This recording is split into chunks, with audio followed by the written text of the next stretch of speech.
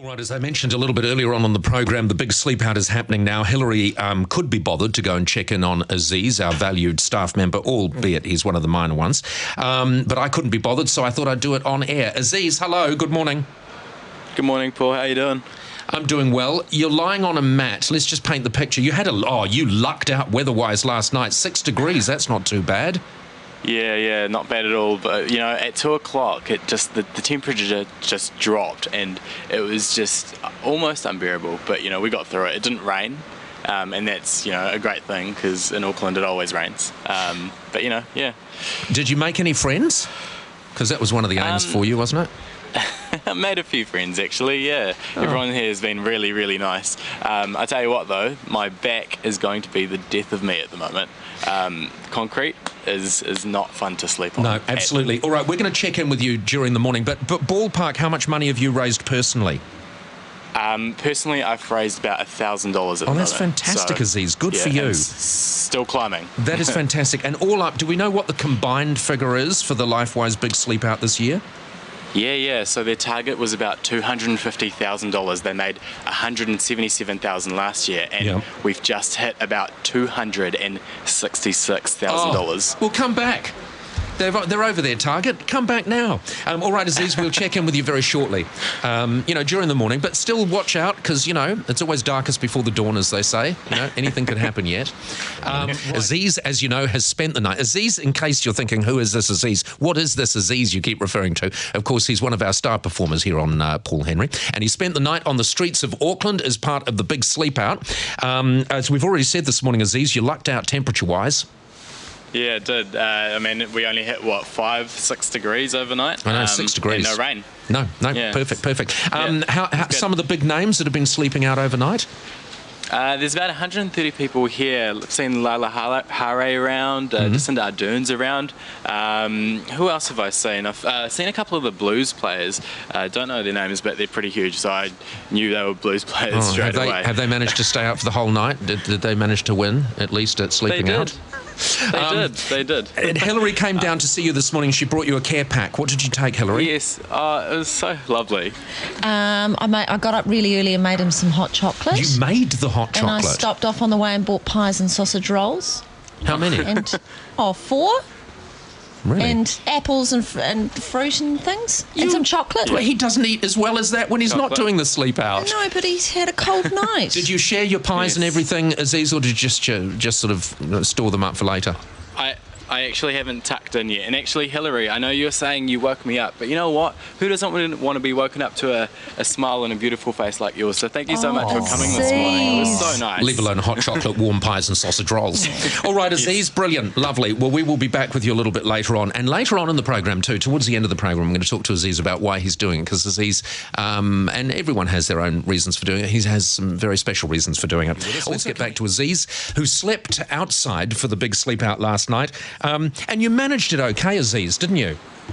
Yeah, I did. It wasn't that cold. It wasn't raining, except for the back. Are you the concrete? It's fine. Are you a bit whiffy? Am I a bit whiffy? Yeah, do you smell a bit? Yeah. Do you? You definitely do. Apparently I do. How did you go, just quickly, because this is what I always wonder in situations, because I'm 54, so proximity to a toilet is more important to me than you probably, but how did you go in the toilet department? I only went once, and that was the number one, and I didn't need to know the numbers. I did not need to know the number. I didn't ask whether it was number 1 or number 2. It was. There's a public toilet. I went once, and that was it. And I haven't had to go since. Do they allow homeless people in public toilets of a night? All right, Aziz, it's all packed away now, isn't it? Because obviously it's time for a new day in Auckland. It was also held in Rotorua, time for a new day there too. So all the sleepover people have gone. That's right, and that is the thing. We all had a choice last night, and for many homeless people in New Zealand, they don't have a choice. And so, while we're going back to our homes, they are still on the street. And Sarika knows all about that. She was homeless for 2 years, 2 years ago, and she went to Lifewise, and they helped her in her home. Just tell us briefly about your situation and how it went about. So I've experienced different forms of homelessness, because homelessness itself encompasses a lot of different things. So from couch surfing to actually sleeping rough on the street, like what we see when we walk up Queen Street. Yeah.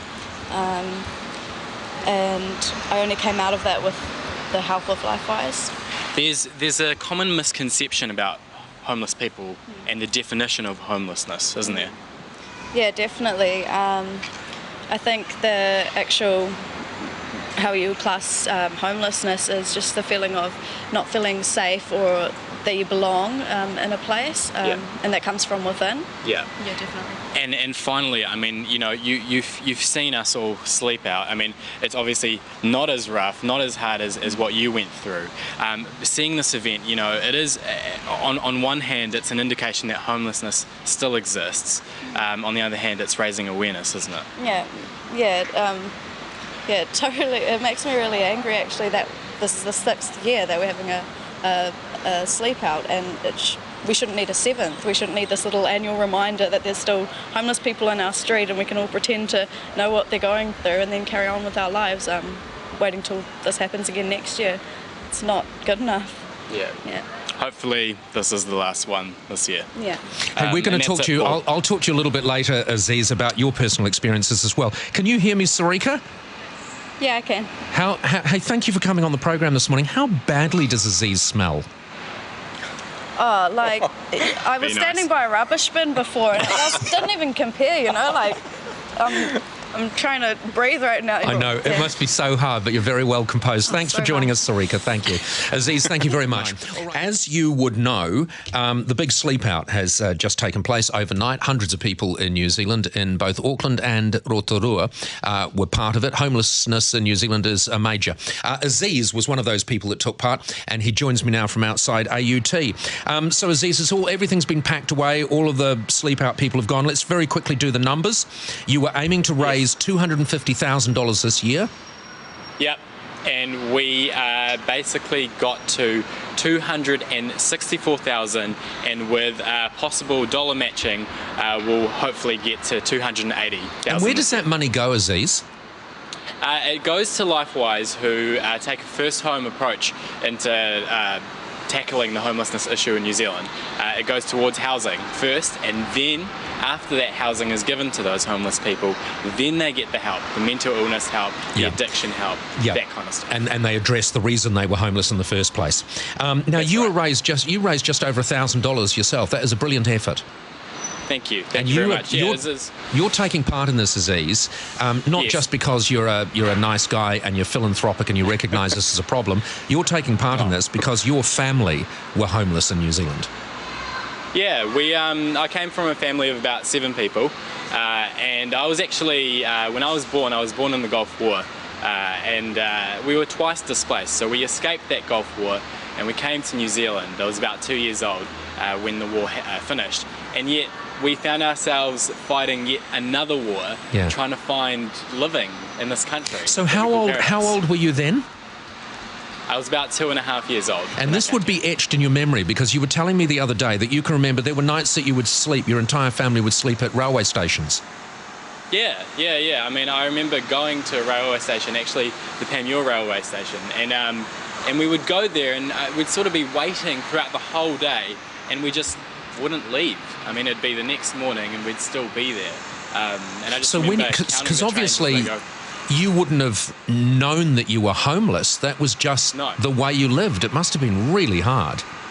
Yeah, I mean, it was, to me, Paul, I think it was a norm. It was something that just was. You know, I didn't really have the capability of understanding our situation or why it was the way it was.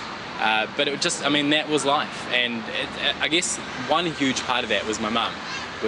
She managed to kind of mask all these things and just make it seem as if it was just another thing, it was normal, and we were living a good life. Yeah, and I've spoken to people who've been in a similar sort of situation, and they've said that their parents pretended it was a sort of a game, and, you know, okay, guys, let's get together, let's brainstorm where we're going to stay tonight.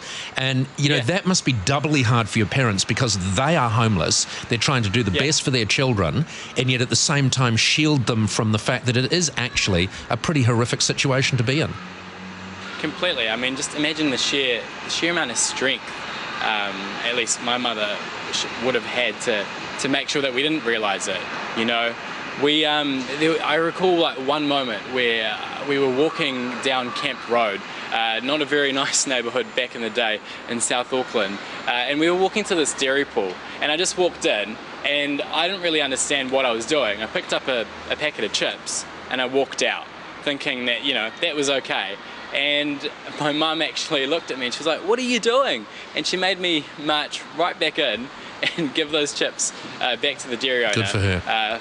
And actually, he let me keep the chips anyway.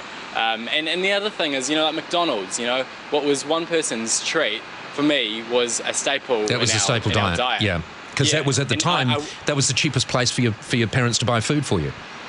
Completely. And you know what? I always walked out happy. I walked out with a toy in hand and a full stomach. All right, Aziz, that is a lovely story, and you've done a little bit today just to raise awareness for this. Don't think for 1 minute I'm going to give you a pay rise just because you've got a great backstory. You take care, come back in. There's plenty more work for you to do today. Thank you.